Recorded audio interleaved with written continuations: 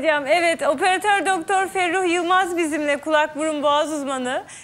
Hocam horlama bugünün konusu. Çok teşekkür ediyoruz. Hoş geldiniz. Hoş bulduk. Bu video biraz eğlenceli bir videoydu. Çocuğun hali çok perişandı. Evet. Anne orada horluyor. Tabii ya horlama... onun dışında da yani hanımlar da geldiği zaman eşim ayrı odada yatıyor diyorlar veya erkekler, bayanlar fark etmiyor. Evi terk edenler var hocam. Komşulardan rahatsız olanlar var. Yan taraftan gelenler var ama aslında horlamanın artık tedavisi mümkün. Evet. Yani böyle kabus dolu geceler geçirmenize gerek yok. Kadın ya da erkek, horlama toplum genelinde çok sık karşılaşılan bir durum ve uyku kalitesini hem horlayan için hem karşı taraf için çok bozuyor. Tabii değil ki. mi? Şimdi bizde esas horlama yani bir belirti, bir hastalık değil.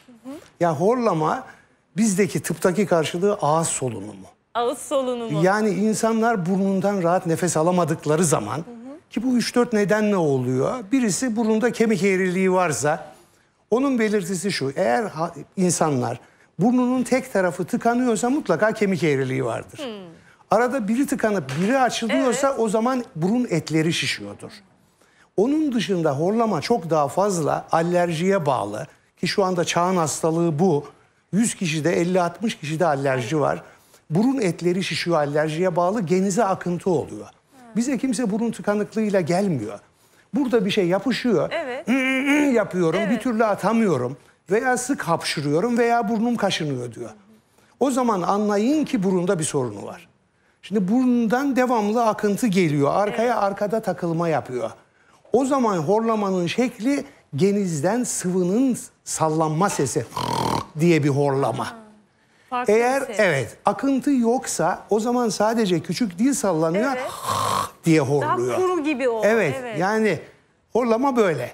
Ama bizde en çok yani horlama bir belirti, hastalığın adı uyku apnesi. Yani uykuda solunumun durması. Bu çok tehlikeli. Çok tehlikeli, şey. evet. Uykuda o hani ölümle sonuçlanabilir değil mi? Tabii ki. Yani şimdi uyku apnesi uykuda solunumun durması demek. Dolayısıyla bunun devamı tansiyon hastalığı. Çünkü yeteri kadar oksijen alamıyorsunuz. O zaman kanın içindeki hücreler, eritrositler çoğalmak zorunda. O da damara basınç yapacak. Ne olacak? Tansiyon hastalığı. Devamı kalp büyümesi, devamı uykuda ölüm. Kazaların çoğu, trafik kazalarının çoğu. Mesela Avrupa'da şimdi apnesi olanların ehliyetlerini geri alıyorlar. Öyle mi? Çünkü sağlıklı bir uyku uyumuyor. O zaman gün içinde yorgun kalkıyorlar. Ve dolayısıyla da tabii ki dolayısıyla da araba kullanırken bir an dalıyor, uyuyor, o esnada kaza yapıyor. Yani o açıdan da apne, horlama, apne oldukça önemli. Yani sadece sesi duyuyorsunuz, rahatsız oluyorsunuz değil. Yok. Böyle bunun devamı önemli. Geçmeyelim. Yani, o çok önemli. Evet. Peki hocam, şimdi benim çalıştığım kilolu bireyler, şişman bireylerde de uyku apnesi çok sık görülüyor. Bunun tabii ki bilimsel bir temeli var ama açıklar mısınız, o şişmanlarda neden daha fazla görülüyor? Şimdi şöyle, hem şişmanlarda, ya obezlerde, aynı zamanda da erkeklerde biraz daha fazla görülüyor. Onun nedeni erkeklerin boyun yapısı kısa. Boyunları kısa. Obezlerde de biliyorsunuz boyun şiş. Boyun şiş olduğu zaman veya boyun kısa olduğu zaman yumuşak damak ve küçük dil aşağı doğru sarkıyor. Ağzınızı açtığınız zaman tam karşı duvar, farinks dediğimiz yer, küçük dil ve yumuşak damak böyle. Şimdi bu aşağıda olduğu zaman, gevşediği zaman veya büyük olduğu zaman karşı duvara yapışıyor. Buradaki problem neydi? Oksijen alma. Böyle geçtiği zaman burundan geçen hava arkadan nefes borusuna geçemiyor. Ya bu şekilde olduğu zaman. O açıdan da zaten bu bir siklus. Hep oksijen ihtiyacından bahsediyoruz. Şimdi biz ameliyatla tıkalı nere varsa açıyoruz. Ama yetmiyor. Şimdi şahsın 40 kilo fazlası var. Dolayısıyla 40 kilo ilave oksijene ihtiyaç var. Buradan aldığı hava yetmez ona. O zaman ne yapıyoruz? Diyoruz ki kardeşim bak diyoruz, ben mesela 113 kiloydum. Bütün tahlillerim normaldi. Bir insülin direnci ve açlık insülini baktırdım, normalin 10 katı çıktı. Dolayısıyla onu tedavi ettirdim, 23 kilo verdim, hep de aynı kilodayım şimdi. Aman ne güzel hocam. Yani çok onun için biz genellikle o konuda diyet uzmanlarıyla bana da çok ve obezlerle beraber, çünkü yani bizim açtığımız kilosu olanlara yetmez. Evet. Ya ameliyat sonrası uyku apnesi tedavisinde yine o kiloları vermek durumundaki Mecbur oluyorlar. problemi ortadan Kesinlikle kaldıralım. öyle. Yani Yoksa o beraber. Çünkü yeteri kadar oksijen alamama dolayısıyla aktif değil. Gün içinde yorgun. Yani hareket edemiyor. Hem kilo almaya neden oluyor. Kilo almada yine apneye neden oluyor. Evet. Efendim kulak burun boğaz uzmanı operatör doktor Ferruh Yılmaz bizimle. Ferruh Bey'e sorularınız varsa Twitter üzerinden, Instagram üzerinden, Facebook üzerinden sorabilirsiniz kendisine. Canlı yayında cevaplıyoruz. Hocam bir şey ben soracağım. Bazen böyle çok sık horlamayan insanlar yorgun olunca horluyor. Peki bu da mı uyku apnesi, yorgunluk horlaması? Tabii ki. Şimdi yorgunlukta biraz evvel de söylediğimiz gibi ana mekanizma, uykuda adelelerinize sahip olamazsınız. Adeleleriniz istem dışı çalışır. Evet. Dolayısıyla ağız içindeki yumuşak dokular ve küçük dil uzunsa, gevşekse yorgunlukta karşı duvara yapışıyor. Hava geçmiyor veya gevşediği için rahat sallanıyor. Bir de burunda sorununuz varsa o zaman ağzınızdan sırt üstü yattığınız zaman ağızdan nefes alıyorsunuz. Ağızdan nefes alma demek horlamak demek.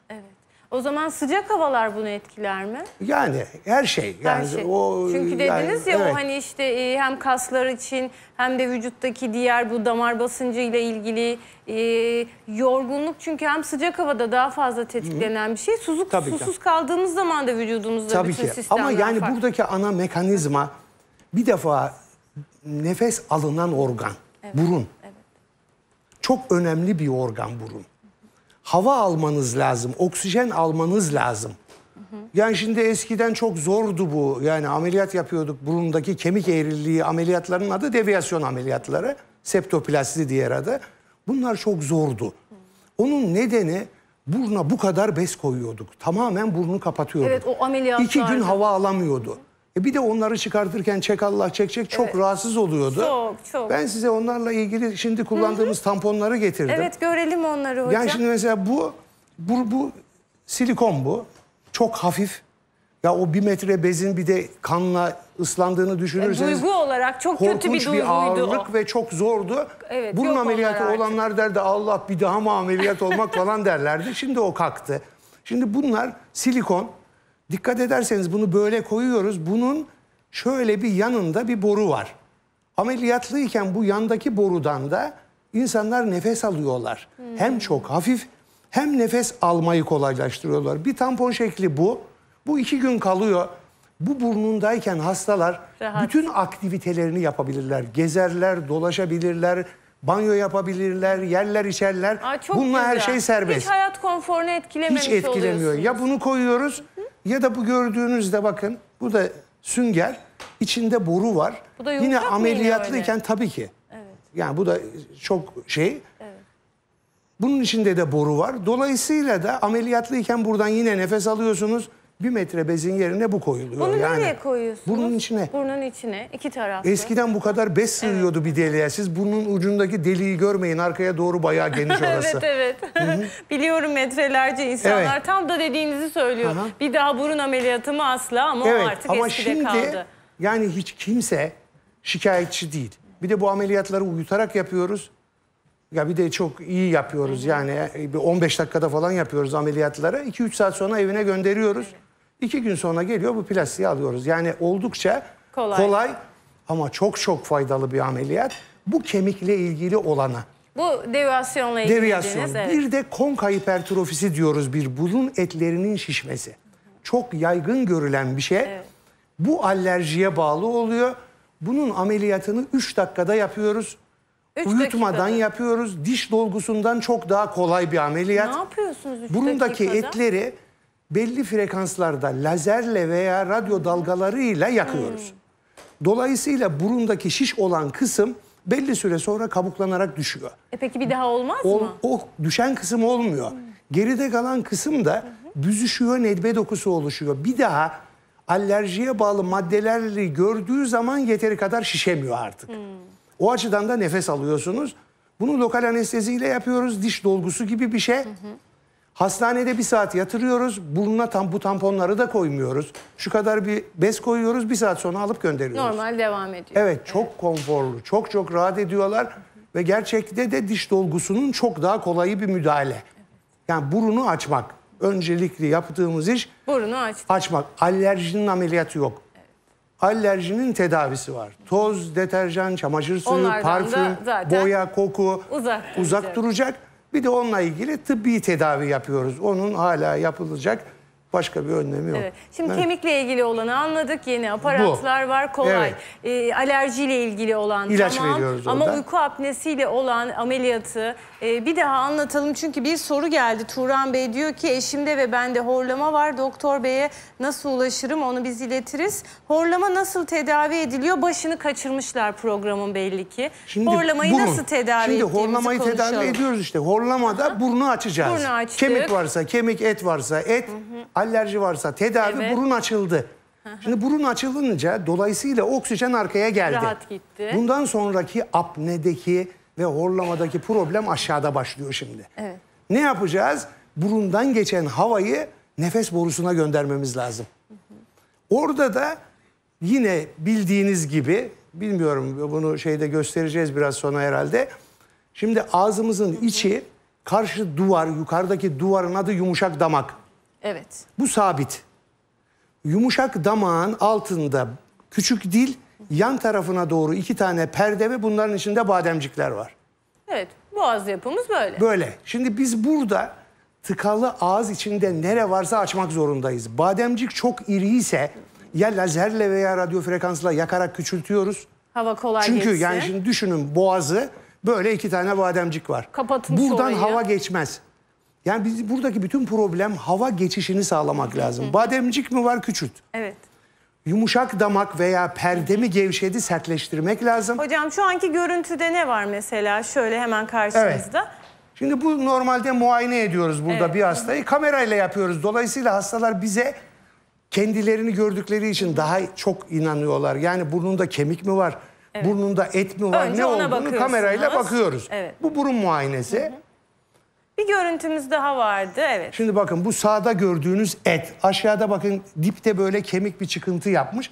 Şimdi en arkadaki eti görüyoruz. Evet, aradan görünen. Onu gördüğümüz zaman burun açık. Evet. Yani burnunda kemik veya et olanlarda o en arkadaki Görünmüyor. eti göremeyiz. Kapalı çünkü, yani onu göremeyiz. Onu görmemiz lazım, açmamız lazım. O arkadaki gördüğünüz ete dokunamıyoruz hiç. Çünkü orası alerjiyi bloke ediyor.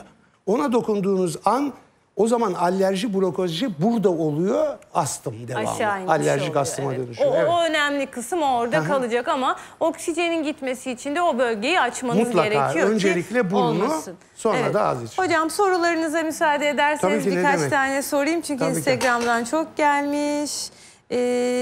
Diyor ki Ferruh Bey'e sorum. Kızım 4,5 yaşında, orta kulakta sıvı birikintisi ve kulak kiri var. Duyma problemi yaşıyor. Daha önce de olmuştu. Gliserin damla kullandık, geçti. Yeniden tekrarladı. Tamamen cihaz takmak taraftarı diyor doktorumuz. Sizce taktırmalı mıyız? Bu tamamen kulak sorusu oldu. Ona da Cevaplayalım. değinelim. Sonra Şöyle burunla değinelim. ilgili de o da var. horlamayla ilgili. Evet. Bu da çocuklardaki horlama. Onu soracaktım. Bebek ve çocuktaki horlamayı, çok teşekkür ederiz bu soru için Yani size. dolayısıyla da çocuktaki horlamayı da anlatalım. Çocuklarda geniz eti dediğimiz lenfoid bir yapı var. Burnun arkasıyla ağzın arası karşı duvarda böyle bir et oluşuyor. Lenfoid bir doku. Evet. Bunun adı geniz eti. Şimdi geniz eti olduğu zaman normalde her insandan bir su bardağı salgı akciğerleri nemli tutsun diye akar. Şimdi genzinde et var, aşağı akamıyor. Ne yapacak? Genizde birikecek. Çocuk burnunu temizleyemez diye Yapamaz. nefes aldığı an direkt östaki borusu dediğimiz burundan, genzden kulağa giden borunun ağzı kapanıyor. Dolayısıyla oradaki mayı çocuk yaptıkça, nefes aldıkça orta kulağa gidiyor. Yani benim ona önerim, mutlaka çok basit bir film, ağzını açıyor, yandan çocuğa bir film çektiriyoruz. Bakıyoruz geniz eti var mı, kapatmış mı pasajı? Onu açmak lazım. O da 2-3 dakika sürüyor onun ameliyatı da. Sıyırıyoruz geniz etini. Dolayısıyla mayı aşağı akıyor. Çocuğun sık sık orta kulak iltihabı olmayacak. Yani onlara önerim bir geniz eti filmi çektirsinler. Ona ya tüp takarak, yani o cihaz dediği tüp takılıyor. O 6 ay 2 sene atıyor ama biz genellikle öyle yapmıyoruz. Geniz etini sıyırıyoruz. Kulağın içindeki sıvıyı çizip içindeki suyu boşaltıyoruz.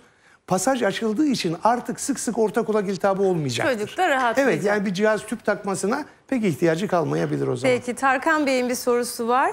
Uyku apnesi teşhisi konulmuş kişiler CPAP makinesi kullanıyor. Kilo verip makineden kurtulma ihtimali var mı? Ben daha önce deviyasyon ameliyatı olup burun kısmını hallettim ama daha da ne yapmalıyım? Sevgiler demiş, sağ olun. Şimdi o konuya değinelim. Ben subap cihaz dedikleri şeyi pek fazla sevmem. Nedir o cihaz? Ne yapıyor? Yani şimdi şöyle düşünün. Yani elektrik prizine takılan bir alet ve burnunuza bir maske koyuyorsunuz. Size oksijen veriyor. Öyle mi uyuyorlar? Öyle uyuyorlar. Şimdi şöyle düşünün. Ağzımızın içi, dudağımız gibi mukoza dediğimiz bir deri örtüsü. Böyle Tabii, değil. tabii. Şimdi bu basınçlı, kompresörlü hava veriyorsunuz. Biz ameliyatlarda çok görüyoruz bunları. Bütün o mukozayı basınçlı hava vura tamamen mukozanın yapısını bozuyor. Şimdi şöyle karşı değiliz. Hasta obez. Yani biz açtık Hala ama devam 30-40 kiloya ediyor. ihtiyacı var.